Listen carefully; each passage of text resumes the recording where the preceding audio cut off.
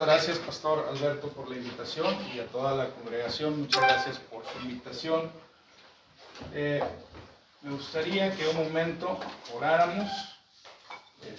No sé cómo sea la tradición litúrgica acá, donde nosotros nos ponemos de pie un momentito. Póngase de pie un momentito, nada más vamos a orar.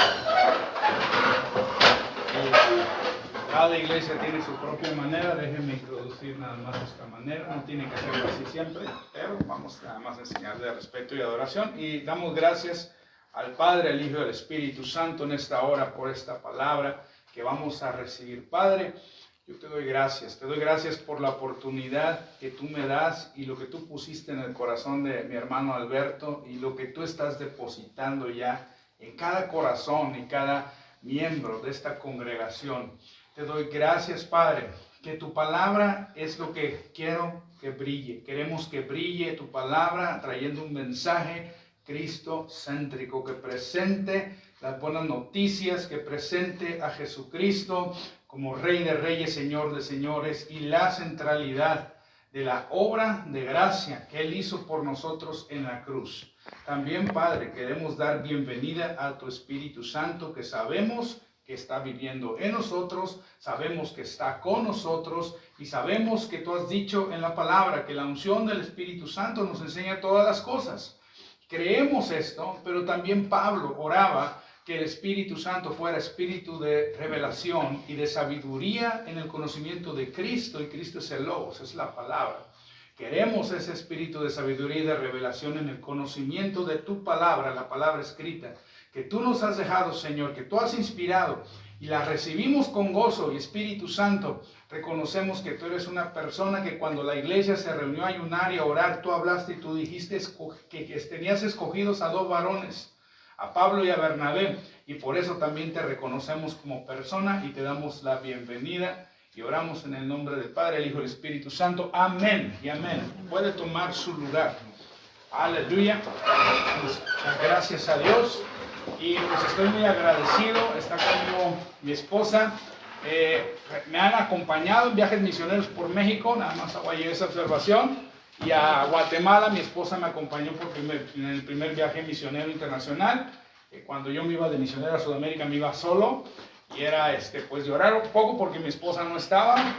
Gracias a la tecnología podíamos en las noches hacer donde había señal, porque a veces nos tocaba lugares donde me tocó una ocasión una cabaña frente al río Paraná y no había señal, más que había de repente agarrado señal y mandábamos algún mensaje. Pero Dios es bueno, Dios es el que nos llevó por allá. Le damos la gloria a Dios que durante la pandemia no pudimos salir de México y nos activó en el ministerio misionero en México nuevamente, que habíamos suspendido los viajes misioneros en México unos años, pero Dios nos vuelve, no habíamos hecho ninguno desde el 2017, Dios nos vuelve a activar y en el 2020 salimos por toda la sierra de Puebla, Hidalgo, a predicar en distintos pueblos en la sierra y llevar el evangelio a lugares que Dios nos mostró que algunos no querían ir, pero a nosotros nos llevó.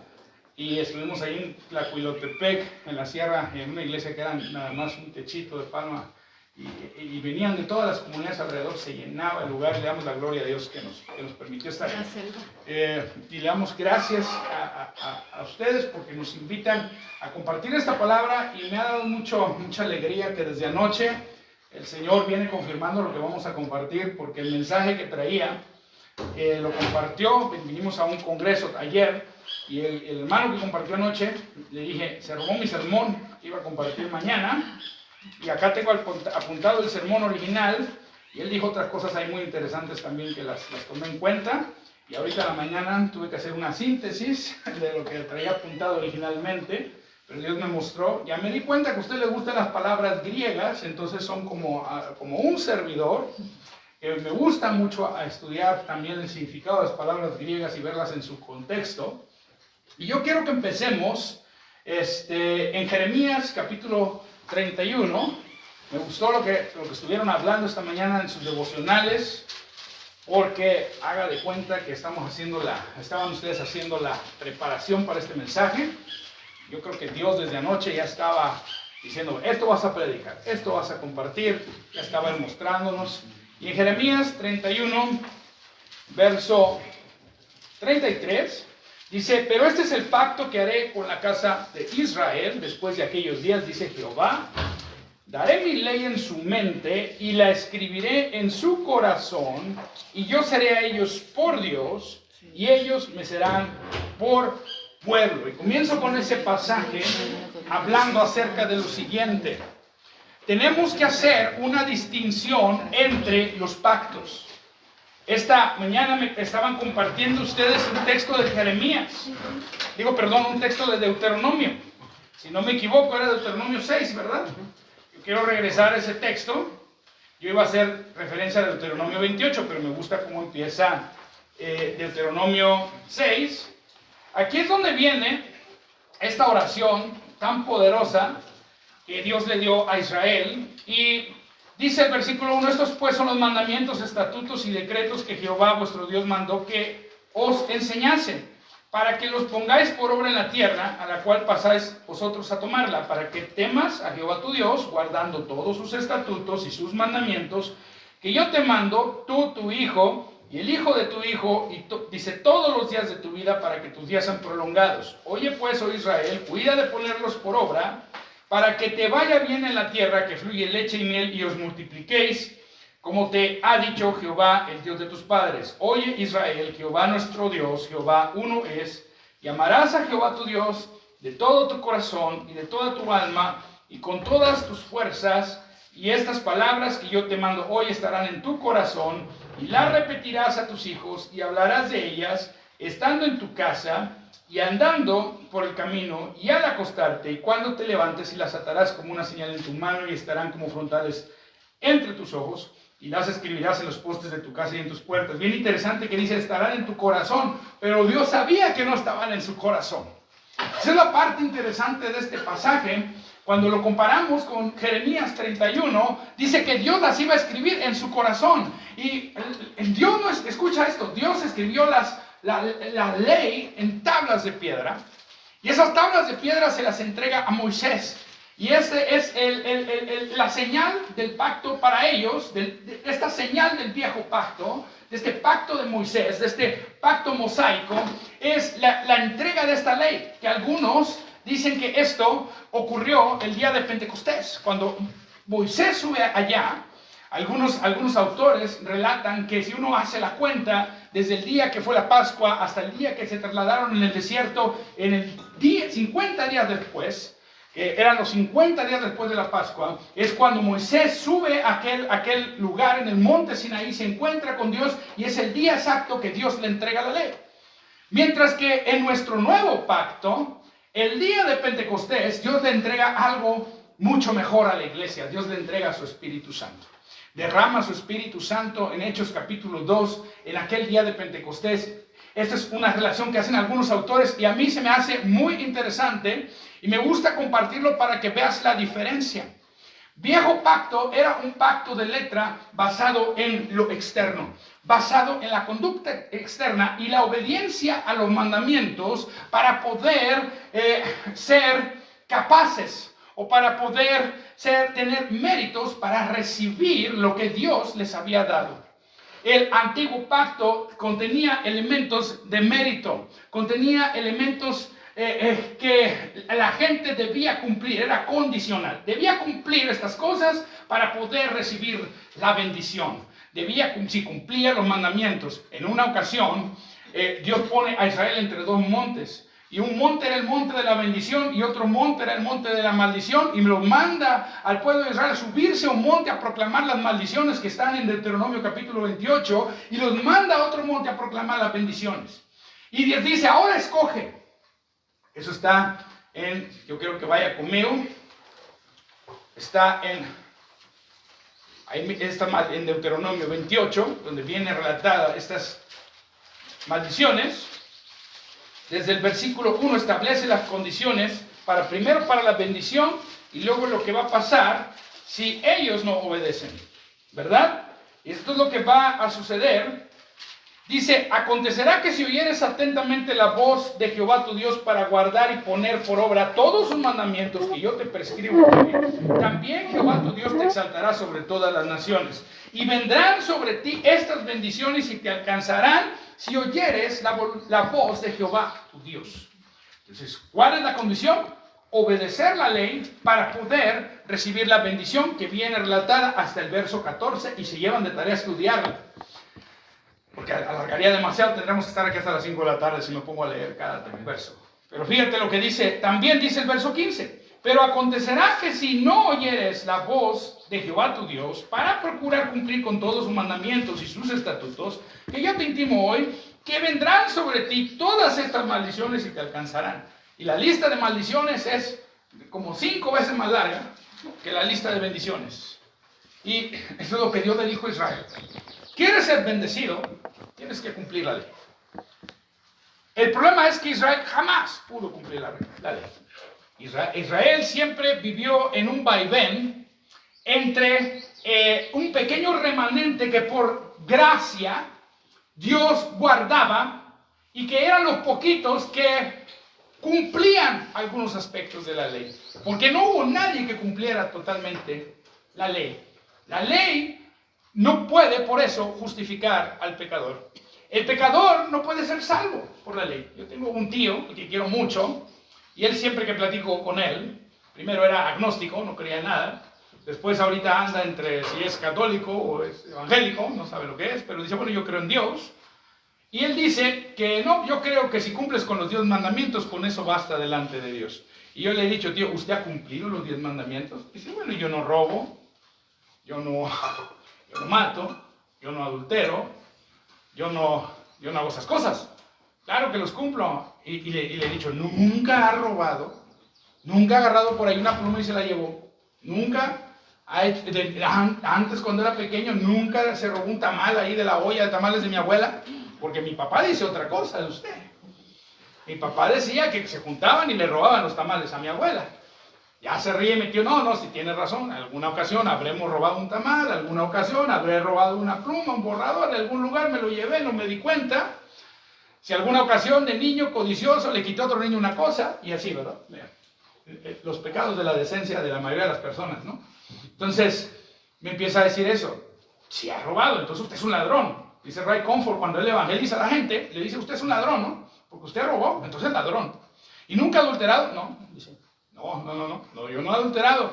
Dice Jesucristo, cuando él interpreta ese texto de no cometerás adulterio, él dijo que tan solo con mirar a una mujer y codiciarla en su corazón ya cometió adulterio. ¿Nunca miró a una mujer? No, pues ya, dice, no, entonces sí, pues también soy adúltero, también he pecado de adulterio. Bueno, entonces ya lleva 2, ¿verdad? Entonces usted mismo me ha dicho que solo si cumple los 10 mandamientos, usted puede entrar al cielo y ser salvo, pero usted acaba de mostrarme, por lo menos ahorita vamos con 2 mandamientos que usted no ha cumplido, por lo tanto, si usted es salvo o no, pues no soy salvo. Pero yo le voy a decir esto, la ley no es el requisito para la salvación. No es el requisito para la ley solo es buena, es justa, es santa y nos muestra el estándar y el carácter de Dios. Nos muestra quién es Dios y la ley está puesta para darle a conocer al hombre que por sus obras jamás podrá alcanzar la salvación. Porque no hay nadie que pueda cumplir esa ley, solo una persona pudo. ¿Y quién es el que pudo cumplir esa ley? Jesucristo. Él es el único que cumplió la ley a total cabalidad. Y como Él cumplió la ley, como Él por sus méritos, Él es el único que tuvo los méritos y el único que fue perfecto a total cabalidad. Jamás pecó, jamás falló, jamás cometió injusticia. Y sin haber pecado, en la cruz, Él lleva nuestros pecados y en la cruz se vuelve Él maldición para que nosotros fuésemos bendecidos. Y esas son las buenas noticias. Las buenas noticias es que el cumplimiento de la ley no es requisito para nosotros para recibir la salvación o la bendición. La bendición es algo que se ha dado en Cristo Jesús. Y cuando tú recibes a Jesús, más a todos los que le recibieron, dice Juan 1:12, a los que creen en su nombre, se les ha dado la potestad de ser hechos hijos de Dios. Y cuando tú vienes a ser un hijo de Dios, una hija de Dios, por haber recibido a Jesús, Colosenses 2:10 nos habla de algo que sucede en el interior del ser humano. Porque hablamos, la iglesia tiene la culpa de hablar de todas las cosas buenas, santas y justas de lo que es Dios. Y exaltamos y le damos la gloria a Dios porque hablamos de Él y hablamos de su carácter, y es glorioso que usted estudie los atributos de Dios, pero necesitamos entender también la obra de Dios en el hombre. Y le da la gloria a Dios que usted lo estudie. Le da la gloria a Dios que usted entienda qué es lo que Él ha hecho en el ser humano una vez que el ser humano recibe a Jesús. Y cuando usted comprende la nueva identidad del creyente, entonces usted puede caminar en justicia. Porque la justicia ya no es algo que usted va a hacer para merecerse. La justicia es parte del fruto que el Espíritu Santo estará haciendo dentro de usted. Dijimos el texto, Colosenses 2:10. Déjame llegar ahí. Este pasaje, cuando yo no lo comprendía bien, no creo comprenderlo totalmente, pero algo sucedió que me dio mayor entendimiento. Donde, fíjate lo que dice, vamos a leer desde el versículo 8, dice: mirad que nadie os engañe por medio de filosofías, huecas sutilezas, según las tradiciones de los hombres, conforme a los rudimentos del mundo, y no según Cristo. Porque en Él, en Cristo, habita corporalmente toda la plenitud de la deidad, y vosotros estáis completos en Él, que es la cabeza de todo principado y potestad. Una persona que ha recibido a Jesús, y si tú no has recibido a Jesús, yo le pregunto siempre a la gente: ¿ya recibiste a Jesús? Yo hago un énfasis tremendo en el creer en Cristo. Y sí, yo, a diferencia de muchos, sí hago un énfasis en la importancia de invocar a Jesús, porque Pablo dijo: todo el que invocar el nombre del Señor será salvo. Eso lo dijo Pablo. Yo hago mucha importancia, no solamente en la regeneración. Yo voy a hablar de 4 palabras aquí. Yo voy a hablar de la palabra conversión, arrepentimiento, regeneración, y una muy importante que significa consumado es. Son las palabras que yo voy a hablar.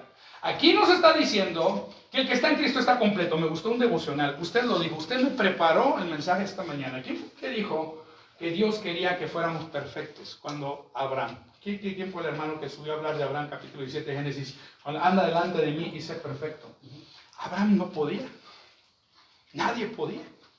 Pero esa palabra perfecto, usted nos dio el significado.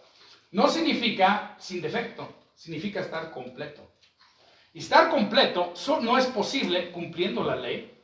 No es posible, y no estoy diciendo, porque cuando uno empieza a hablar del nuevo pacto y de la gracia, generalmente la predicación de la gracia causa que algunos la malinterpreten y piensen que uno está diciendo que tiene licencia para pecar. Yo le voy a decir esto: el que peca, el que quiere.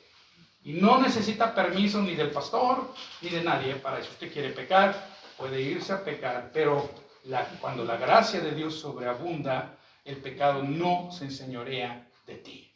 Y esa es la verdad. La gracia causa que el pecado no puede enseñorearse de ti. El que está lleno de la gracia de Dios, su deseo ya no es pecar. Podemos fallar, podemos pecar ciertamente, porque aún estamos en este cuerpo de carne, pero el que está en Cristo, hay una nueva naturaleza que Dios pone en nosotros, nos hace completos en Él. El que está en Cristo está completo en Él. Hay una enseñanza nueva, es nueva, yo la escuché hace 10 años para acá, que yo me opongo bastante. En muchas iglesias se enseña acerca del proceso, y el proceso, y le hablan a todo lo malo, le llaman el proceso de Dios. Se te ponchó una llanta, no, Dios te está procesando. ¿Ha escuchado usted eso? A lo mejor. Se explotó la olla de los frijoles en la casa, ok, Dios te está procesando. Falleció un familiar, Dios te está procesando. Perdiste tu trabajo, todo lo malo es proceso. Pero en la palabra de Dios, el único proceso, no estoy diciendo que no haya procesos, pero el único proceso que Dios te ha involucrado es el proceso de la renovación de tu mente, y que conocemos como santificación. Ese es el proceso que Dios está involucrado, y eso se lleva a cabo a través del Espíritu Santo, y cuando tú colaboras con Él, meditando y aprendiendo y poniendo en práctica lo que enseña la palabra. No que suceden circunstancias allá afuera, que aprendemos de ellas, que pueden ser un proceso natural, sí. Pero el Dios lo que está interesado es que usted primero se prepare con la palabra. Y usted entienda las dimensiones del ser humano. Porque yo le tengo que decir esto. Hace rato hicieron una distinción muy importante entre la mente y el corazón. Y en el Nuevo Pacto, Pablo hace una distinción también. No, en mi caso, no todos tienen esta postura, yo reconozco eso, pero en mi caso yo tengo una postura tripartita. Creo que el ser humano es un ser que Neil Anderson, el doctor Neil Anderson del seminario Talbot, él dice que el ser humano tiene dos esencias, por así decirlo. Una esencia que se puede ver, que es nuestro cuerpo, física, y una esencia que no se puede ver. Pero esa esencia que no se puede ver está dividida en dos partes. Y para distinguirla decimos, bueno, el ser humano es tripartita. La parte inmaterial que no podemos ver. En Tesalonicenses, primera de Tesalonicenses capítulo 5, usted ha leído a lo mejor mucho este texto, muchas veces hablando acerca de la santificación. Déjenme llegar ahí. Esta Biblia la cambié hace poco y me estoy acostumbrando a ella. Tiene otra Biblia que ya sabía dónde encontrar todo más rápido. Pero bueno. Primera Tesalonicenses, capítulo 5, versículo 23, dice: y el mismo Dios de paz os santifique, ¿qué dice? Por completo. Todo vuestro ser, y luego dice: espíritu, alma y cuerpo sea guardado irreprensible para la venida de nuestro Señor Jesucristo. Fiel es el que os llama, el cual también lo hará. Vamos otra vez a Colosenses. Vamos otra vez, estamos estudiando un poquito de la teología paulina, haciendo un poquito hablando un poquito acerca de este tema. En Colosenses dijimos otra vez, 2:10. Vamos otra vez ahí, Colosenses 2:10. Y vosotros estáis completos en él. Ay, Pablo, pero acá dijiste os santifique por completo. Pues ¿estamos o no estamos? Somos. Decían en la televisión, me acuerdo, salieron unos muchachos de allá de Montemorelos, cerca de Ciudad Victoria, Tamaulipas. Está ahí a 1 hora y media de ahí Ciudad Victoria. Este pueblo de Montemorelos está en Nuevo León. Decían ellos tres, los acusaron y les dijeron: ustedes son sicarios. Y decían: sí semos. Y luego dijo uno: no semos. Y así está el creyente: ¿somos o no semos? ¿Somos o no somos? A ver, Pablo, ayúdame a entender. Porque tú me estás diciendo en un texto que Dios me santifique por completo, pero no te me estás diciendo que ya estoy completo en Cristo. Bueno, hay que entender las tres dimensiones del ser humano. Hay que entender que cuando nosotros recibimos a Jesús, venimos a ser un espíritu con el Espíritu Santo. Nuestro espíritu se une al Espíritu Santo y nuestro espíritu es sellado, es lo que habla Efesios. Nuestro espíritu humano, ahí mora el Espíritu Santo y ahí viene a morar la santidad. Dios nos aparta, santidad es que Él nos aparta para Él, somos apartados para Él. Pero nuestra alma, que es el asiento de nuestra mente, emoción y voluntad, ahí requiere trabajo. Esa es la parte que está en proceso. Ahí es la parte, por eso dice: todo vuestro ser sea santificado por completo. Hay una parte que ha sido apartada para Dios, santificada, y está resguardada, que es tu espíritu humano, que es como dijeron hace rato, dijeron toda la mente y todo el corazón, ¿verdad? Entonces, la parte de la mente, los pensamientos, el intelecto, la razón, la parte de las emociones, los sentimientos, los afectos, la parte de las decisiones que tomamos, esa está en proceso de santificación. Esa, yo creo, y me pregunta, hermano, ¿usted tiene santificación instantánea? Santificación progresiva. Yo le digo las dos. Instantáneamente fuimos apartados, y yo lo puedo comprobar con todas las epístolas. Pablo se refiere a los creyentes como los santos, a los santificados. En el momento que tú recibiste a Cristo, tú fuiste apartado para Dios. Estás santificado. Lamentablemente se nos enseña constantemente que somos gusanos, que somos pecadores salvos por la gracia. ¿Cuántos aprendimos eso? Yo aprendí eso en la iglesia presbiteriana. Todos somos pecadores salvos por gracia. ¿Usted lo aprendió? Pero usted no encuentra que en el nuevo pacto se le define así al creyente como un pecador salvo por la gracia. Éramos pecadores, fuimos salvos por la gracia y ahora somos santificados, pero aún podemos pecar, aún podemos fallar. Pero el pecado ya no es la naturaleza de nuestro ser. El pecado ocurre en un lugar en nuestras tres dimensiones que se llama la concupiscencia de la carne. Ahí es aquello que lamentablemente nuestro viejo hombre, y vamos a probar esto con Efesios capítulo 2,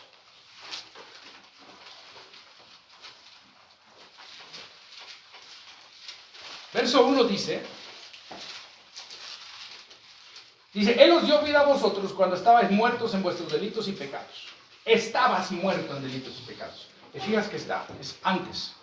Ya no. Estabas muerto en pecado. Te dio vida cuando estabas muerto en pecado. Vino la vida de Dios. La palabra Zoe, que es la vida misma de Dios. Vino la esencia de la vida de Dios y te dio vida cuando estabas muerto en delitos y pecados. Dice, en los cuales anduvisteis en otro tiempo, siguiendo la corriente de este mundo, conforme al príncipe de la potestad del aire, el espíritu que ahora opera en los hijos de desobediencia, entre los cuales también todos nosotros vivimos en otro tiempo en los deseos de nuestra carne, haciendo la voluntad de la carne y de los pensamientos, y éramos, dice, por naturaleza hijos de ira, que dice, éramos. Lamentablemente la iglesia se le ha enseñado que dentro del ser humano hay dos naturalezas, una pecadora y una santa, pero aquí Pablo dice, ya no, hay una naturaleza de pecado. Lo que sí tenemos es una carne, la palabra griega, sarx, y esa carne, la naturaleza de pecado, que Dios quitó, este hombre que estaba muerto, este viejo hombre, fue crucificado y fue puesto con Cristo en la cruz, allá está. Y Dios te ha dado una nueva naturaleza. Esa nueva naturaleza está en 2 de Corintios, capítulo 5, verso 17, dice, de modo que si alguno está en Cristo, ¿qué dice? Nueva criatura es, las cosas viejas pasaron, todas son hechas nuevas. La naturaleza de pecado está crucificada. Y eso lo ejemplificamos en el bautismo. El bautismo viene a ser ahora para nosotros el anuncio al mundo espiritual y a los hombres, a las personas. Le estamos diciendo a la gente, ahora yo tengo un pacto con Dios.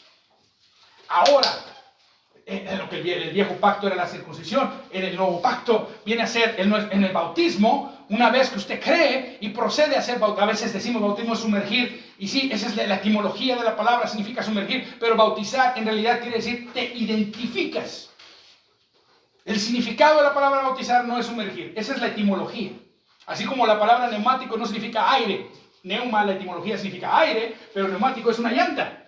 Igual sucede con la palabra bautismo. Bautizo o baptizare significa sumergir en el agua. Ese es el significado de la etimología. ¿Ok? Y nosotros, no vamos a tener problemas porque no sé cómo bautizan acá. ¿Verdad? Pero son bautistas. Entonces yo asumo que el bautismo es por inmersión. Eso es lo que yo creo. Eso es lo que de niño a mí me enseñaron que no, que había que bautizar bebés porque yo era presbiteriano. Pero no, yo leí la palabra, yo vi, si creyera y fuera bautizado, será salvo. Entonces yo entendí que hay que creer para ser bautizado y un bebé no puede creer. Ese es lo que yo creo y lo digo con todo respeto a mis hermanos presbiterianos que amo. Acabamos de estar con ellos predicando, pero ese tema ya yo no lo toqué. Ya no les dije nada. Acabamos de estar con ellos en Guatemala compartiendo una campaña. Entonces, bautizarse significa identificarse. ¿Con qué te identificas? Con la muerte, sepultura, resurrección de Cristo. Tu viejo hombre muere con la muerte de Cristo. Y ahora Él te da vida.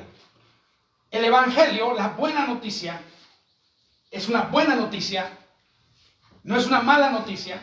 La ley daba malas noticias, porque el que no cumpliere con esto muere. Esa es la paga del pecado, es muerte. Eso es lo que la ley anuncia. La ley anuncia muerte, pero el Evangelio anuncia vida. Entonces la buena noticia es que cuando tú crees en Cristo, tú puedes nacer de nuevo, volverte una nueva creación y lo que existía antes deja de existir. La buena noticia no es que Dios vino a convertir la gente mala en gente buena. No, porque todos nacimos malos. En nosotros la maldad viene de nacimiento. Por causa de la caída de Adán, la muerte se transmitió a todos los hombres.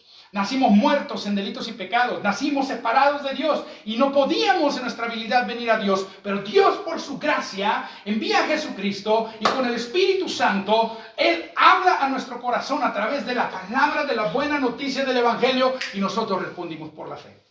Dice el hermano Charles Ryrie en su libro Teología Básica que no podemos decir que ocurre primero si la fe o la regeneración. Esa es mi postura. Yo no sé qué ocurre primero, pero dice el hermano Ryrie, dice, yo creo que ocurre a la vez. Porque es algo que Dios hace. Y la fe es la respuesta también del ser humano a la obra de gracia.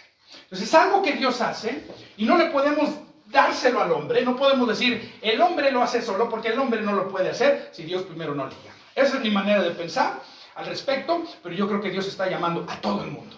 Y Dios está llamando a todo el mundo a través de la obra de Cristo en la cruz. Lamentablemente no todos responden, pero Dios está llamando a todo el mundo a venir a Cristo para que nazcan de nuevo. Y una vez que vienen a Cristo y nacen de nuevo, es lo que antes estaba ahí dentro es quitado.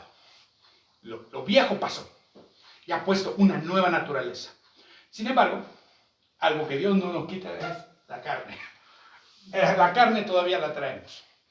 La versión, nueva versión internacional, que a algunos les gusta. A mí no se me hace una mala versión, pero creo que la traducción de la palabra sarx, del griego que se traduce carne, está mal traducida en ese texto, porque ellos dicen que es la naturaleza pecaminosa, pero la naturaleza pecaminosa, Cristo nos la quitó. Ya no está. Pero en nuestra carne y en nuestra alma, ahí hay un lugar en esa parte de los afectos, entre los afectos y el cuerpo, está esta cosa llamada sarx, que no se va a quitar hasta que Cristo regrese y nuestro cuerpo sea glorificado. Y allí va a estar. Y es nuestro deber renovar nuestro entendimiento con la palabra de Dios, y eso es lo que enseña Efesios en el capítulo 4, ahorita regresamos al capítulo 2, en el versículo 22 dice, en cuanto a la pasada manera de vivir, que dice, despojaos del viejo hombre, despójate de él. Porque ¿dónde está todo? Yo lo veo como aquí, ¿quién es? Aparte de mi hijo que estudió tecnología de información, es ingeniero, ¿quién aquí más estudió sistemas? ¿Quién aquí estudió sistemas, ingeniería en tecnología de información, computación, informática? Nadie. Bueno, ¿quién la llevó? Yo la llevé hasta la preparatoria, en la universidad todavía llevé un año de computación, aunque no soy ingeniero. Pero sí llevamos talleres, constantemente era la innovación allá en Tamaulipas, y en secundaria taller de informática, en la preparatoria taller de computación, y en la universidad un año de computación relacionada al derecho. Entonces, usted tiene que saber las partes de la computadora. Y en la computadora hay algo que se llama disco duro, ¿verdad? ¿Verdad que sí? Y ese disco duro cuando empieza a fallar, ¿qué hacemos? Bueno, ya cuando ya no sirve lo cambias. Pero cuando de repente está lenta la computadora, etcétera, lo formateamos. Y así corre con nuestra mente. Lamentablemente nuestra mente no puede ser reformateada como un disco duro para sacar todo lo malo. Esto se tiene que hacer poco a poco, renovándola. Poco a poco vamos cambiando nuestras actitudes.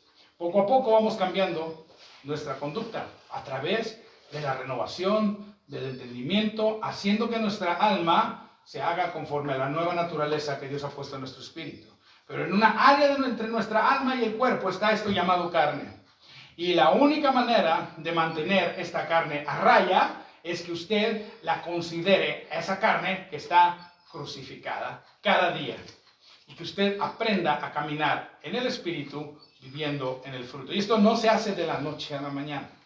Yo doy una clase en el Instituto Bíblico que se llama Crecimiento Espiritual, y ahí enseñamos acerca de cuáles son las cosas que el creyente tiene que hacer para ir camino a la madurez y aprender a ser santificado día a día a través de la renovación de la mente por la palabra de Dios. Entonces esto es algo que se hace todo el tiempo, para poder caminar conforme a la realidad de la nueva creación. Somos una nueva creación. Somos una nueva criatura. Dice, despójate del viejo hombre, que está viciado conforme a los deseos engañosos. Y verso 23 dice algo tremendo. Dice, renovaos en el espíritu de vuestra mente Verso 24, ¿vestíos de qué? Del nuevo hombre, creado según Dios en la justicia y santidad de la verdad. Diga conmigo, yo soy santo. Dígalo. Es la verdad. Es quien tú eres.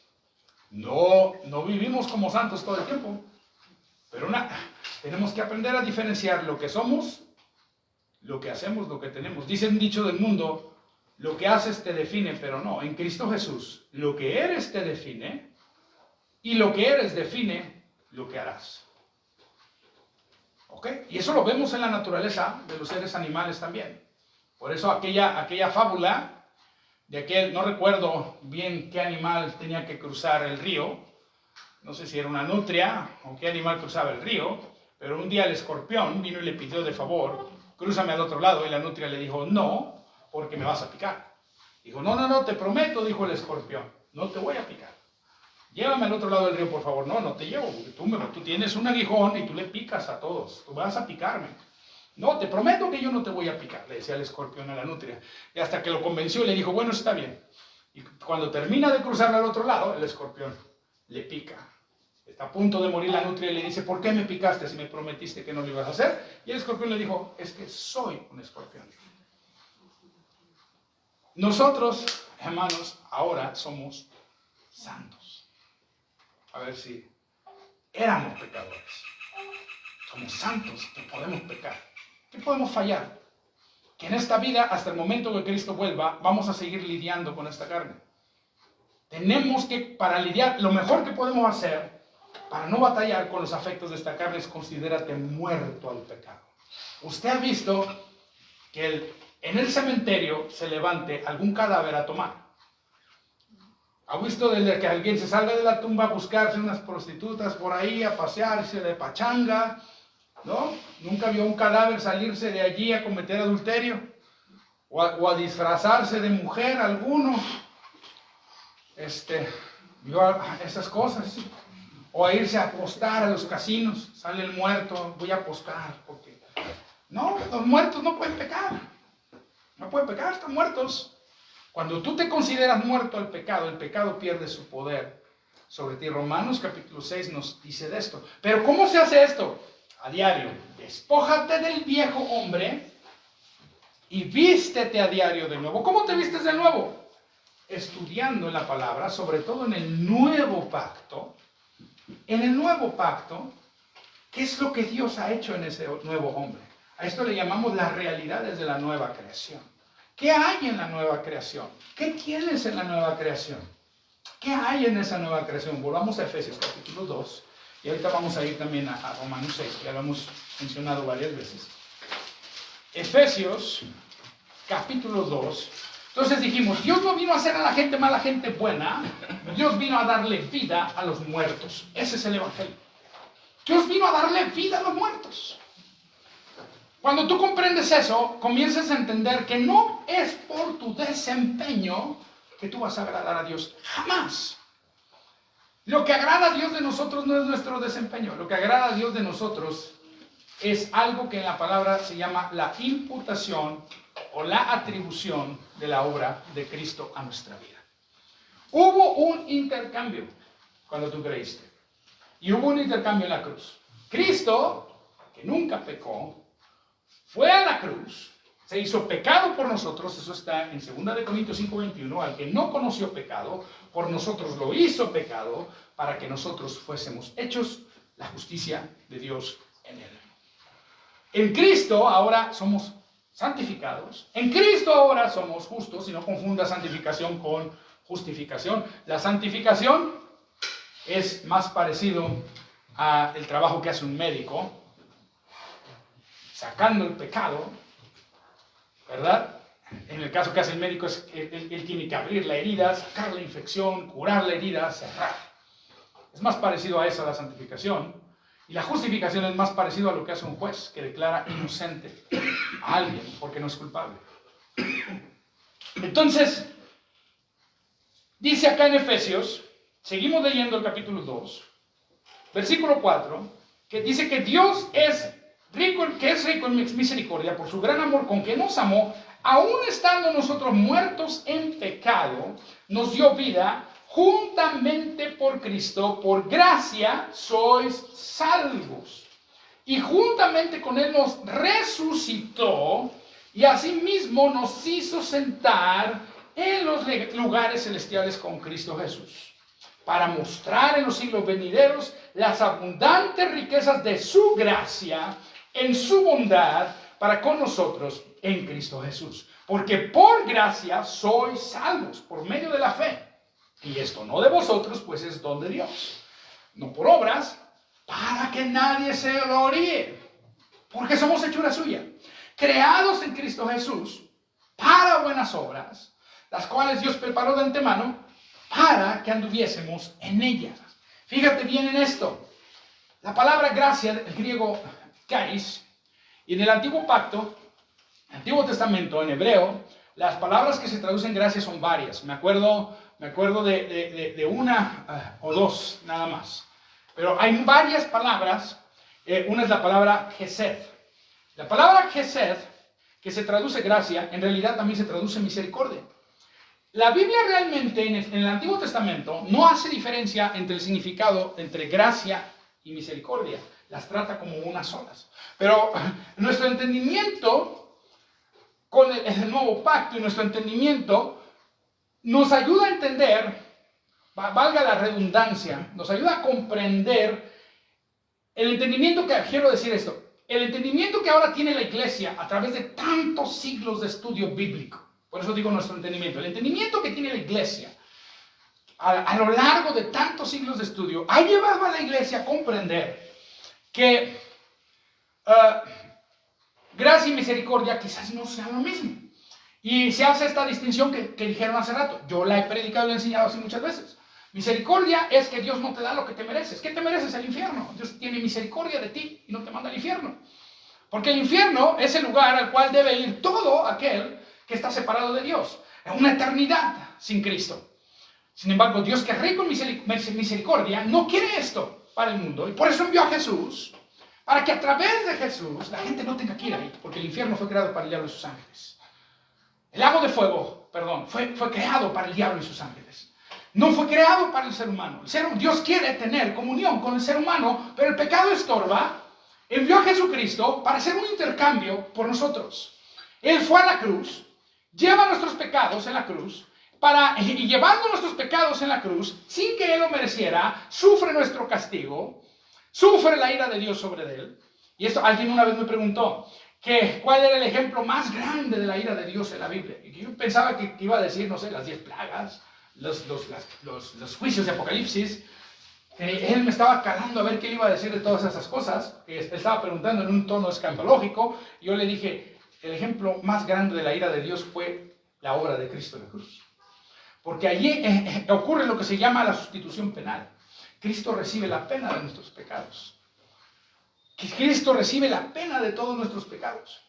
Y hay diversas maneras de entender la expiación, y yo no digo que una sola sea la correcta y las demás son equivocadas. Yo creo que cada una revela un aspecto diferente de la expiación. Y la sustitución penal nos enseña que Cristo, que no merecía la pena del pecado, que era la ira de Dios, Dios está, como decía Jonathan Edwards, airado con el pecador todos los días. Y eso lo tomamos de un texto en los Salmos. Dios está airado con el pecador todos los días, y Él escribió este sermón que se llama Pecadores en manos de un Dios airado. ¿Usted lo habrá leído? Y dice que cuando Él predicó ese sermón, la gente se agarraba de las columnas de la casa y tuvieron una visión y vieron que el suelo se abrió y se los iba a tragar el infierno. Y empezaron a gemir y a llorar creyendo que se iban a ir al infierno. Y entonces cuando Él les habla ese sermón, Él les dice, espérense, no van a ir al infierno, pero tienen que venir a Cristo. Tienes que venir a Cristo. Tienes que venir a Cristo para ser libre de la ira de Dios, porque Cristo llevó la ira de Dios sobre Él. Dios estaba airado con los pecadores todos los días. Viejo pacto. Hay que aprender a distinguir los pactos. Ese es el título de este mensaje. Viejo pacto, Dios estaba airado, pero Dios hizo la propiciación. ¿Qué significa propiciación? Bueno, la propiciación en el viejo pacto, lo que hacía el sacerdote es que él tenía que ofrecer el día de la expiación ciertos sacrificios para poder entrar a un lugar llamado el lugar santísimo que estaba en el tabernáculo y ahí hacer expiación por todo el pueblo. Y ese lugar, en el arca del pacto que estaba ahí encerrada entre los dos querubines, estaba ese asiento que era el asiento de la misericordia de Dios, también llamado propiciatorio, y ahí se tenía que ofrecer la sangre del sacrificio y rociarla, para que diciendo, este animal murió porque yo merecía morir. Yo merecía morir por el pecado. Esa es la razón de la expiación y la propiciación. Que yo merecía morir, yo merecía la ira de Dios, pero alguien murió por mí. Y eso fue lo que hizo Jesucristo. La ira de Dios cayó sobre de él y la ira de Dios quedó satisfecha. ¿Cuándo quedó satisfecha? Cuando Jesús clama una palabra muy interesante en Juan, capítulo 19. No sé si acá ya hayan en Semana Santa, pero allá tradicionalmente en Semana Santa se hace un servicio en el que se leen las 7 palabras, las 7 cosas que dijo Jesucristo justo antes de morir. Y una de esas 7 palabras fue esta. En Juan 19, en el verso 30, dice, cuando hubo tomado el vinagre, dijo, consumado es. Habiendo inclinado la cabeza, entregó el espíritu. Esa palabra, consumado es el griego tetelestai. Y tetelestai tiene varios significados según la materia de la que estamos hablando. Por ejemplo, en contabilidad, tetelestai significa todo pagado. Tetelestai se decía cuando una persona tenía una deuda muy grande y se pagaba su deuda y era liberado de esa relación jurídica, de esa relación entre un deudor y un acreedor, era liberado por la paga de esa deuda, y entonces el acreedor le decía al deudor, tetelestai, todo pagado. Ya no me debes nada, no tienes que pagar nada. Es un término de contabilidad. Y tetelestai también es un término jurídico. Tetelestai era lo que decía el juez una vez que había sido juzgado un caso en el tribunal. Y ponga atención porque es un término que viene primero de los griegos y luego de los romanos. Y en el tribunal romano, cuando el juez terminaba el juicio y juzgaba y había emitido su fallo y había dado su sentencia, él decía tetelestai, que significa cosa juzgada. Ya fue juzgado esto. Y eso en término jurídico. Pero en la arquitectura, cuando se ponía la última piedra del edificio y se iba a inaugurar, venía aquel maestro de la obra, venía aquel perito arquitecto y le gritaba y le decía, tetelestai, obra terminada. Entonces tenemos estas 3 cosas que nos vienen a nosotros del significado de esta palabra. La obra de Cristo fue terminada porque aquí culmina el viejo pacto. Se acabó. No más. No más. Hay ciertas cosas en operación ahí aún para aquellos que no están en Cristo. Pero una vez que tú vienes a Cristo, viejo pacto no tiene exigencias. La ley no tiene exigencias sobre ti para justificarte delante de Dios. Tú has muerto a la ley. Viejo pacto se acabó. Tetelestai significa, también dijimos, todo está pagado.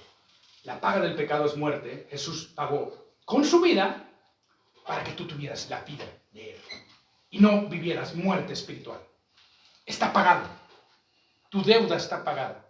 Todos tus pecados, pasados, presentes, futuros, los llevó Cristo a la cruz. Es el Cordero de Dios que quita el pecado del mundo. Hermano, ¿cómo puede ser que llevó mis pecados futuros? Pues tú todavía no nacías, no los habías hecho cuando Él los llevó en la cruz. Él llevó todos los pecados. Ahora, ese perdón no quiere decir, pues entonces hay un universalismo y ya todo el mundo está perdonado. Espera. Legalmente el perdón está otorgado, pero cada uno necesitamos venir a esa cruz a recibirlo. No está otorgado y tiene un alcance para todo aquel que venga y lo reciba. Tú necesitas venir y recibir ese perdón por la fe. Entonces, el que no lo recibe, continúa en su pecado, apartado de Dios. Necesitas recibir a Jesús para poder recibir tetelestai, consumado es. Para poder recibir, ya no está, ahora estás en un nuevo pacto. Viejo pacto terminó. El viejo pacto fue consumado. Para poder recibir en ese momento la justificación. Porque consumado este telestai, cosa juzgada, ahora eres inocente, ahora eres justo. Dice Romanos capítulo 5, verso 1, justificados pues por la fe, tenemos paz para con Dios por medio de nuestro Señor Jesucristo. El entendimiento correcto de la justicia de Dios, de que ahora la justicia de Dios te es imputada. Imputada significa tomada en cuenta, depositado a tu cuenta. Ese es otro término de contabilidad y también es un término jurídico. Imputar significa que te ha sido depositado a tu cuenta. Toda tu deuda fue pagada y la justicia de Cristo ahora es depositada a tu cuenta. Ahora te ha sido atribuido la obra de Cristo. Cuando Dios te mira a ti, Él mira la vida de Cristo en ti. Cuando Dios te mira a ti, y tú has recibido a Jesús, Él mira obra completa y consumada. Cuando Él mira dentro de ti, Él mira la justicia de Dios. Cuando Él mira dentro de ti, ¿por qué? Porque ahí está Cristo. Él no mira tu pecado. Y eso a nosotros nos da la libertad de poder venir a Él en arrepentimiento. Ahí van otras palabras. Arrepentimiento. Arrepentimiento. ¿Ok? Arrepentimiento es la palabra griega metanoia, pero lamentablemente se nos ha enseñado arrepentimiento según la traducción que hizo Jerónimo de la Biblia como penitencia. No se nos dice penitencia porque cuando uno piensa en penitencia, ¿quién aquí fue católico? Yo fui mezcolanza de cosas cuando era niño. Porque mi papá era católico y me llevaba a la misa. Y mi papá era católico y me llevó a un colegio católico. Y me prepararon para la primera comunión y todo, pero no la hice. Pero mamá era presbiteriana y me llevaba a la iglesia presbiteriana. Entonces aprendí las dos doctrinas. Pero aprendí más la presbiteriana, mi mamá ganó. Y Cristo ganó. Me salvó de ahí, ¿verdad? Pero bueno, el catolicismo enseña que para recibir perdón de pecados, tú necesitas hacer una penitencia. Y decimos los evangélicos, somos bien vivos. No, espera. No es necesaria la penitencia, pero ¿realmente eliminamos la penitencia de nuestro sistema de creencias? Si eliminamos la penitencia de nuestro sistema de creencias, ¿por qué seguimos lamentándonos por nuestros pecados? ¿Por qué tratamos de ayunar para ser santificados? ¿Por qué estamos haciendo obras meritorias para intentar ganarnos el favor de Dios? ¿Por qué estamos haciendo obras para tratar de ganarnos el favor de Dios? Estamos tratando de mover la mano, mira a Dios, y tratamos de negociar con Dios. Y decimos, Dios, si tú me das esto, yo te doy esto. Ay Dios, yo hice esto, perdóname, pero te prometo que ahora voy a hacer esto. Ah, pero nosotros no practicamos la penitencia. Bueno, no practicamos penitencia con rezos, ¿verdad? Nosotros no rezamos, nosotros no, pero dijimos, bueno, voy a hacer el ayuno de Daniel. Para que Dios abra los cielos en la ciudad. Así los pastores en la alianza siempre se reúnen a orar, nos invitan a orar. ¿Y por qué vamos a ayunar 21 días para abrir los cielos? Yo les digo, espérate, los cielos se abrieron cuando Cristo fue bautizado. ¿No leíste la Escritura? ¿No dice la Escritura que cuando Jesús descendió al río Jordán y fue bautizado, dice, se abrieron los cielos y descendió en forma corporal el Espíritu Santo como paloma, se posó sobre él y se oyó una voz del cielo que dijo, he aquí mi Hijo en quien tengo complacencia. ¿No se abrieron los cielos en la transfiguración? ¿No se abrieron los cielos cuando Él derrama su sangre y Él resucita? Los cielos están abiertos para el mundo. Y los cielos abiertos están llamando a todo el mundo a venir a Cristo para recibir perdón. Pero arrepentimiento lo hemos querido convertir en una penitencia. Arrepentimiento, escucha, yo entiendo que debemos sentir pesar por nuestros pecados, es cierto. Pero arrepentimiento no es remordimiento.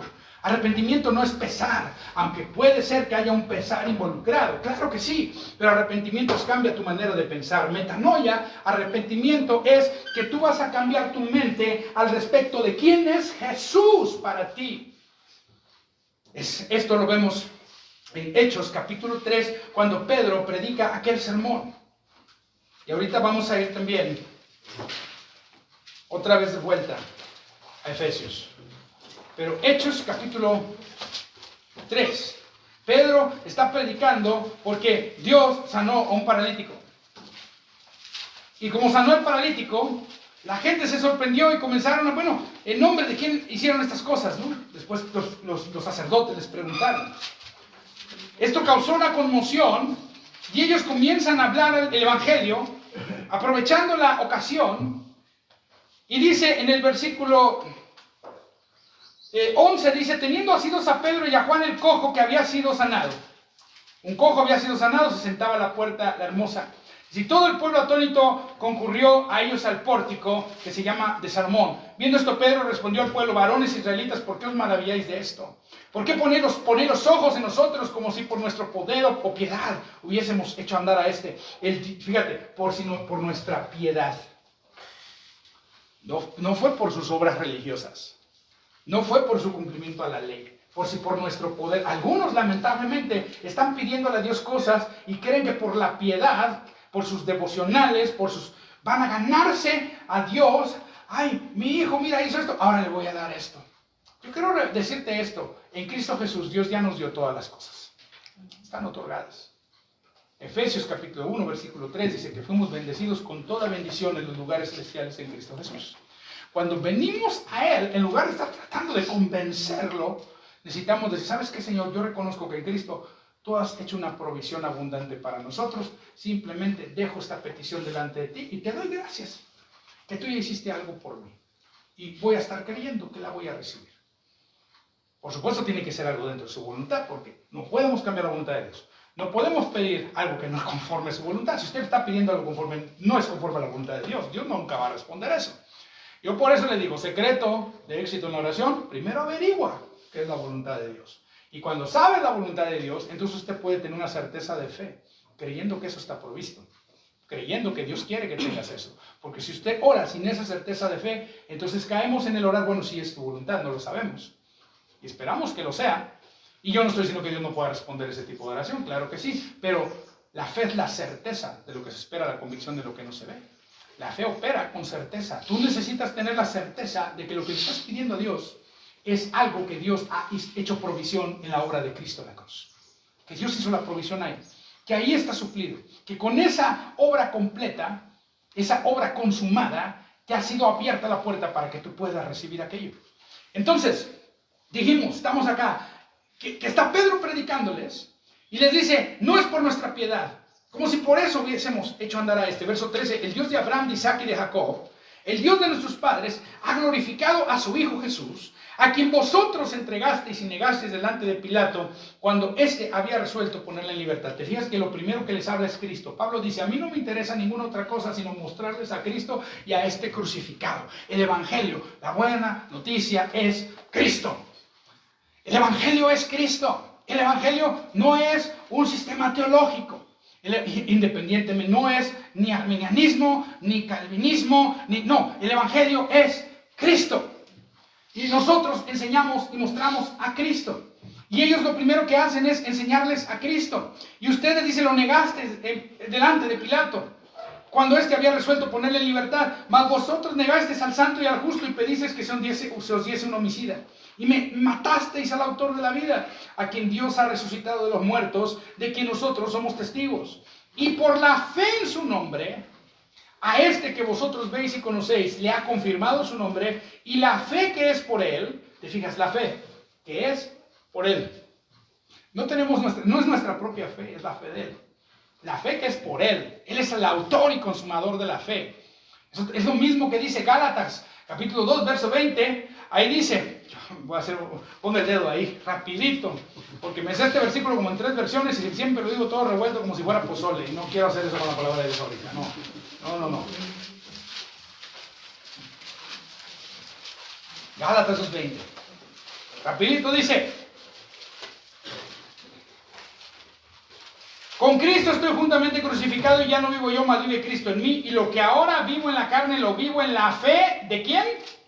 La fe del Hijo de Dios, el cual me amó y se entregó a sí mismo por mí. ¿De quién es la fe? A ver, es un don de Dios, la fe es de él.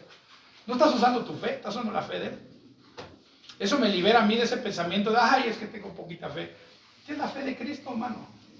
Jesús dijo: si tuvieras fe como un grano de mostaza, pero no tienes fe como un grano de mostaza. Tenemos su fe. Sí, Cristo, hombre, Dios, hombre, cuando estuvo en la tierra operó en fe. En el cielo él no necesita la fe porque él es Dios. Amén. Pero aquí en la tierra, la naturaleza de Cristo, acuérdate que él es Dios y él es hombre, y no las podemos dividir. Él es totalmente Dios, totalmente hombre. Y en su humanidad él operó en fe. Entonces él operó en fe y nos dejó ejemplo para que operáramos en fe como él operó en fe. Y tenemos esa misma fe que Él tiene. Por eso dice, tened fe en Dios. Ustedes citaron ese pasaje hace rato. De cierto te digo que si dijeres a este monte, quítate y échate en el mar, y no dudares, mas creyeres que lo que dijeres te será hecho, lo que digas te será hecho, y todo lo que pidiereis en oración creyendo, lo recibirán. Todo lo que pidiereis en oración creyendo, lo recibirás. Por supuesto tiene que ser voluntad de Dios. Usted no puede pedir a lo contrario de la voluntad de Dios. Pero fíjate lo que dice. Ustedes, dice, por la fe en su nombre. Eso lo ha confirmado su nombre. La fe que es por Él ha dado a este la completa sanidad en presencia de todos vosotros. Mas ahora, hermanos, sé que por ignorancia lo habéis hecho, como también vuestros gobernantes, pero Dios ha cumplido así lo que había antes anunciado por boca de todos sus profetas, que Jesucristo había de padecer. Así que arrepentíos y convertíos, para que sean borrados vuestros pecados, para que vengan de la presencia del Señor tiempos de refrigerio. Los pecados los llevó Cristo en la cruz, pero para que sea borrado, usted necesita dos cosas: arrepiéntete, conviértete. Pero lamentablemente nuestra mentalidad tradicional que viene del catolicismo nos enseña que arrepentimiento es pesar. Y sí, a lo mejor hay un pesar involucrado porque le fallamos a Dios y eso nos entristece. Pero verdadero arrepentimiento es cambia tu manera de pensar. Ahora, conversión tiene otro significado. La palabra arrepentimiento es griego metanoia, cambia la manera de pensar, pero conversión es la palabra epistrefo. Y epistrefo significa dar la vuelta. Que vas en una dirección, te das la vuelta, regresas a otra dirección. Vas en la dirección de tu propia vida, cambias tu manera de pensar respecto de quién es Jesucristo, das la vuelta y te arrojas a los brazos de su gracia. Ese es el arrepentimiento bíblico. Arrepentimiento bíblico es arrojarte a los brazos de la gracia. Arrepentimiento bíblico ocurre cuando tú vuelves en sí como aquel hombre que despilfarró todos los bienes de la herencia del padre. Aquel hijo pródigo, que en un momento mientras estaba comiendo con los cerdos, dice, volvió en sí. Reaccionó y dijo, si vuelvo a casa de mi padre, aunque sea, dice, allá sus sirvientes, ellos tienen alimento. Ellos, aunque sea como un siervo. Entonces él se da la vuelta de ese lugar donde está y vuelve al Padre. Eso es arrepentimiento. Eso es de conversión. Cambia la manera de pensar. Vuelves en ti y te arrojas a los brazos de la gracia. Eso es conversión. Y ese momento de conversión, todos lo necesitamos tener. Todos tenemos que llegar a un lugar en un momento, a los 16 años, un día 13 de abril de 1993. 1993 era un martes 13, para muchos es un mal día el martes 13, según los supersticiosos. Para mí fue un gran día. Porque ese día había venido un predicador invitado a la congregación. Y ese día, después de que un amigo me había compartido el evangelio y no lo había entendido, y yo sabía, dije, me lleva con todas las malas palabras que decía antes. Me lleva a la tostada. No usar una mala palabra acá. Me lleva todo porque me voy a ir a la eternidad sin Cristo. Entonces necesito ir a la iglesia. Y cuando aquel predicador dijo, ¿quién quiere recibir a Cristo? Yo necesito esa salvación. Pero ¿sabes qué? Ya había ocurrido arrepentimiento acá. Había ocurrido un cambio de manera de pensar de quién era Jesucristo. Yo reconocí, y si Jesús es el Señor, estoy frito. Me voy a ir a una eternidad sin Dios. Cuando llegué a la iglesia hice mi profesión de fe. ¿Y cuál es esa profesión de fe? Cuando tú dices, ¿sabes qué? Yo creo que Cristo es el Señor de mi vida. Ahora, hay gente que dice, no, ves que la oración del pecador, que si eso no salva a nadie. Simples palabras no salvan a nadie, pero cuando usted invoca al Señor con fe, no necesita decir, Jesús, yo te invito a mi corazón para que seas Señor de mi vida. ¿Es necesario decir eso? No. Pero sí es necesario decir, Jesús, necesito que seas mi Salvador. Yo te acepto como Salvador. Es un punto en nuestra vida que usted va a tener que orar y clamar a Jesús que sea su Salvador. Y cuando usted lo hace con fe, ahí es donde es poderosa la oración. Esa oración del pecador no sirve para nada si usted no la hace con fe. ¿Ok? Pero arrepentimiento no es llorar, no es ayunar, no estar 5 días pensando a ver si soy salvo o no. Eso es penitencia. Arrepentimiento es reconocer quién es Jesús. Y cuando lo reconoces, dices, Jesús, yo te necesito en mi vida. Aquel hombre que estaba en la cruz, aquel ladrón al lado, dice, Señor, acuérdate de mí cuando vengas en tu reino. Él reconoció en ese momento quién era Jesús. Y en ese momento le recibió. Mas a todos los que le recibieron, a los que creen en su nombre, se les dio la potestad de ser hechos hijos de Dios. En otra parte dice la Escritura que un hombre iba leyendo por ahí. Se reseteó eso. Iba leyendo por ahí Isaías 53. Un etíope y no entendía. Y Felipe viene y le explica. Y Felipe le habla acerca de Jesucristo. Y dice que él creyó en ese momento y le dijo, ¿qué impide que yo sea bautizado? Dice, si has creído, bien puedes. En otra parte, Pablo está lo llevan a la cárcel. Y en la cárcel él está cantando alabanzas y se abre la cárcel. Y en ese momento que se abre la cárcel, en ese lugar en el cual se abre la cárcel, aquel carcelero en Filipos viene y le dice, ¿qué necesito hacer para ser salvo? Porque él se quería matar. Y Pablo le dice, no te mates. Y viene y dice, ¿qué necesito para ser salvo? Cree en el Señor Jesucristo y serás salvo tú y tu casa. El evangelio es sencillo, lo complicamos. Ay, hermanos, pero ¿qué de aquellos que dicen Señor, Señor? Pero realmente, bueno, si hay gente que nomás dice Señor, Señor y no cree como son, es la fe de los demonios, es verdad, pero no porque existe eso vamos a dejar de enseñar que es necesario que cada uno recibamos a Jesús como Señor de nuestra vida. Porque el pecado tiene apartado a la gente de Dios y el pecado nos está llevando a una eternidad sin Él y necesitamos venir a Jesús para ser salvos. Pero cuando tú vienes a Jesús, Él cambia la naturaleza de tu vida. Tú le das la vuelta a la espalda a la vida vieja. Eso es epistrefo. Y vienes, cambia tu manera de pensar. Y ahora ocurre algo que se llama palingenesis, que es volver a nacer. Ahora yo voy a decirte esto. Algunos dicen, no, es que primero tienes que tener fe para nacer de nuevo. Otros dicen, no, es que tienes que nacer de nuevo para tener fe. Es un milagro de Dios, no puedes entenderlo. Por eso decía Raire, no podemos decir una es antes de la otra, pero una cosa es cierta, que cuando viene la palabra del Evangelio, tú tienes que responder en fe para poder recibir. Pero es una obra que Dios hace. Entonces, ¿has creído en Jesús? ¿O necesitas en estos momentos decir, Jesús, yo necesito que sea mi Salvador. Yo necesito que sea mi Señor. Entonces necesitamos volver a nacer y volver a ser nacido de nuevo para que la obra de Cristo consumado tetelestai se vuelva una realidad en mi vida. Y tetelestai dice que tú y yo ahora, cuando estamos en Cristo, fuimos resucitados juntamente con Él y estamos en los lugares celestiales con Cristo Jesús. Entonces, ¿por qué decimos, ay, el Señor me tiene en un desierto? Yo leí Ezequiel y Ezequiel narra que debajo del trono de Dios hay un río.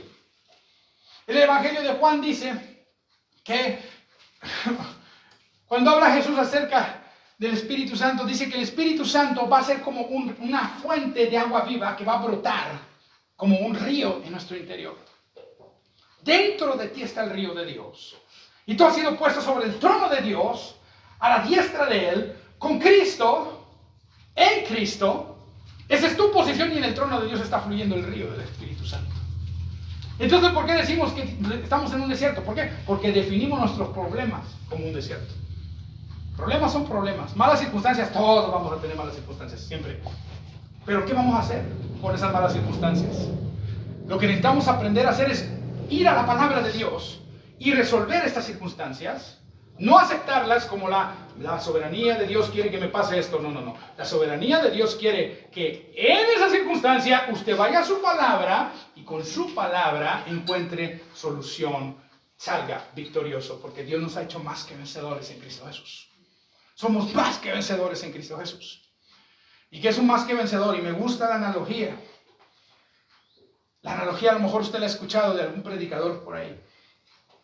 No sé si usted, ¿quién aquí tiene más bueno, no levante la mano las mujeres, pero el que tenga más de 40 años aquí, a lo mejor usted, yo vi en vivo la pelea entre Julio César Chávez y Mildred Taylor. ¿Alguien aquí la vio? Yo la vi. Mi papá tenía una parabólica grandota de esas en aquel tiempo y la apuntó al satélite donde le iban, no recuerdo si fue HBO, Showtime, no recuerdo qué canal era, y la puso. Y invitó a sus amigos y estábamos todos viendo ahí la pelea de Julio César Chávez contra Mildred Taylor. Usted la puede ver ahora en YouTube. Y en esa pelea, Julio César Chávez es una piedra. Mildred Taylor le pegaba bastantes veces y Chávez estaba imparable, no le hacía nada. Pero Chávez es lento para golpear. Entonces le pegaba a Mildred Taylor, le pegaba muy duro y comenzó a desfigurar el rostro de Mildred Taylor. Usted ve a Meldrick Taylor hecho pedazos al final de la pelea. Y Chávez entero. Meldrick Taylor le pegaba 5 golpes y los jueces iban apuntando. Iba perdiendo Chávez cada round porque los golpes que asestaba Meldrick Taylor eran muchos. Pero Chávez era una piedra en esa pelea. Y Chávez, primer round, segundo round, tercer round, hasta el último round, Meldrick Taylor no le hizo nada a Chávez. Pero Chávez iba perdiendo la pelea por decisión de los jueces. Y a punto de perderla, faltando 16 o 17 segundos, no recuerdo, Chávez le asesta un golpe que lo despedaza a Taylor. Cae, pierde la pelea Meldrick Taylor. No perdió la pelea, perdió su vida, perdió su carrera, perdió todo, porque el golpe que le asestó fue tan terrible que le afectó. Ahí ocurrió lo que a veces hemos visto en algunas películas, que les afecta la cognición, le afecta a Meldrick Taylor y no puede jamás volver a pelear. Queda destrozado ese pobre hombre. Y Chávez gana la pelea. Y siempre uso este ejemplo para decir, bueno, Chávez, yo recuerdo cuando anunciaron cuánto se había ganado, 15 millones de dólares le dieron por haber ganado la pelea contra Meldrick Taylor. Chávez fue el campeón. Chávez fue el vencedor. Pero cuando llegó a la casa, la esposa le dijo, mi amor, que te ganaste 15 millones de dólares. Pues vamos, tiempo que me lleves a la tienda, ¿no?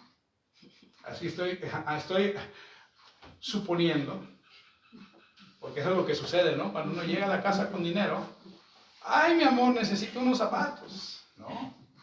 El que fue a pelear la batalla, en aquel caso fue Chávez, pero la más que vencedora, el campeón fue él, el vencedor fue él, pero la más que vencedora fue la esposa, porque es la que se gastó buena parte de ese dinero y lo disfrutó. Y así sucede en Cristo Jesús, el campeón, el que venció a Satanás, el que venció a la muerte, el que venció el pecado en la cruz. El campeón es Él. Él es el campeón que tienes que descubrir. Pero ahora Él te hace más que vencedor, porque tú puedes disfrutar aquello que Él ganó en la cruz sin tú haber puesto nada de tu parte, porque no lo merecemos. Y eso es la gracia. La gracia, favor de Dios, tiene dos significados. Es el favor de Dios inmeritable, porque no puedes hacer nada para merecértelo, e inmerecido, porque no hiciste nada para merecértelo, ni hiciste, ni puedes hacer. Y también es el poder, la habilidad de Dios, capacitándote para que tú puedas caminar en todo aquello que el Señor te ha diseñado hacer en Cristo Jesús. Una tarea que yo les voy a dejar antes de irme, y yo quiero también, si me permite el pastor, si alguien necesita oración, yo estoy dispuesto a orar por los hermanos antes de irnos, oraciones específicas. La palabra dice, si dos de vosotros se pusieran de acuerdo acerca de cualquier cosa que pidieran al Padre, dice, en mi nombre, dice, yo lo haré. Entonces, esa es una palabra, una promesa. Entonces, yo me pongo de acuerdo con ustedes para pedir, si tienen alguna petición, ya ahorita que terminemos el servicio. Pero yo voy a culminar con esta palabra. Que ahora tú tienes que averiguar en las epístolas de Pablo, en el nuevo pacto, distingue el nuevo del antiguo pacto. Y en el nuevo pacto tienes que buscar quién tú eres en Cristo. Porque es muy importante estudiar a Dios y sus atributos, y lo seguiremos haciendo, pero también es importante estudiar qué es lo que Él ha hecho nuevo en nosotros, para que podamos caminar en la revelación completa de la obra de Cristo en ti, que ahora te ha justificado, que ahora te ha santificado, que ahora los pecados Él no los mira más, Él mira a Cristo en ti. Pero hermano, eso quiere decir que cuando peco, ¿que si puede pecar? ¿Acabo que Dios no mira el pecado? No. Ahí concluimos con Romanos, en el capítulo 6. Y yo quería regresar un poquito a Efesios, pero creo que me he pasado del tiempo ya demasiado. No pregunté cuántos minutos tenía para compartir. Y yo cuando me emociono, yo le pido a Dios que me dé la capacidad de algún día resucitar muertos para poder predicar hasta la medianoche, pero no vamos a hacer eso acá, ¿verdad? Claro, te quedan 5 minutos. A ver, pero bueno, dijimos el texto de Romanos 6. Romanos 6. Dice, ¿qué pues diremos? ¿Perseveraremos en el pecado para que la gracia abunde? En ninguna manera, porque los que hemos muerto al pecado, ¿cómo viviremos aún en él? Dice el hermano Dr. Charles Swindoll, del Seminario Teológico de Dallas. Él dice que solamente cuando se predica la gracia, surge esta pregunta de si podemos seguir pecando. Hay gente que distorsiona la gracia y dice, bueno, si al cabo que Dios me perdonó todos mis pecados, entonces puedo seguir pecando, que al cabo que la gracia ya me perdonó. Si esta pregunta no surge en la mente de la gente, el Evangelio no ha sido presentado correctamente. Entonces, por eso, usted tiene que saber esto. Cuando tú pecas, tu pecado ya lo llevó Cristo. Y Dios no vuelve a ver tu pecado.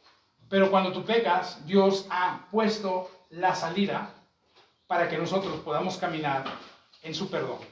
Y eso se le llama confesión. Entonces, cuando nosotros pecamos, nosotros podemos venir, tal y como dice 1 de Juan 1:9, y confesar nuestros pecados. Pero tienes que entender esto. La confesión no es condición para el perdón. La condición para el perdón fue la sangre que Cristo derramó en la cruz. Él derramó su sangre y Él ya te perdonó. La confesión lo único que hace es decir lo mismo que Dios dice sobre el pecado, que es algo que es incorrecto. Y la confesión, si tú te fijas en 1 de Juan 1:9, no dice el que pide perdón por pecado, dice el que confiesa sus pecados.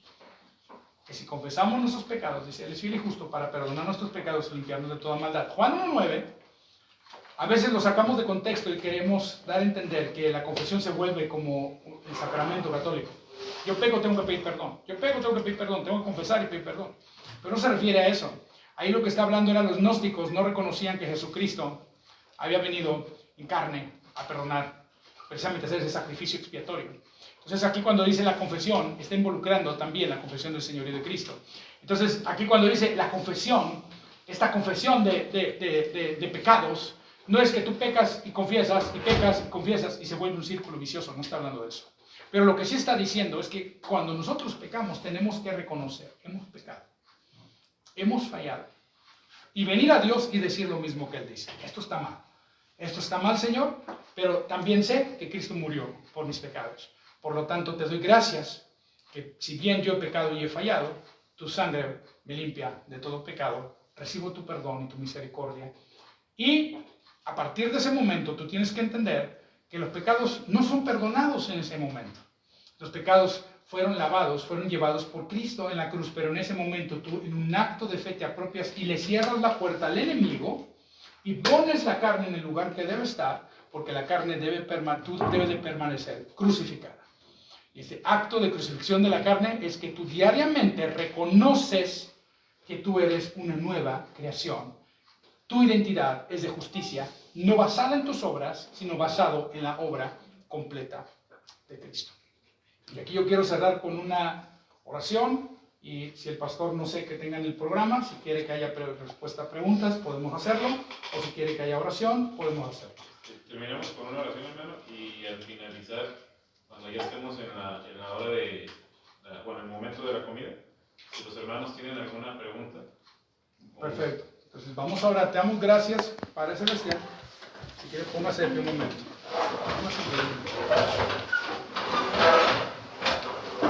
Gracias, Padre Celestial, por esta palabra. Y a lo cual, Señor, te doy gracias que tú ahora nos estás comprometiendo a creer lo que dice la palabra. Y que cada uno aquí va a responder. Y si alguno tiene la necesidad de recibir a Cristo, lo va a hacer. Y va a clamar, invocando, hablando en voz alta, diciendo, Señor, yo te necesito, Jesús, como Señor de mi vida.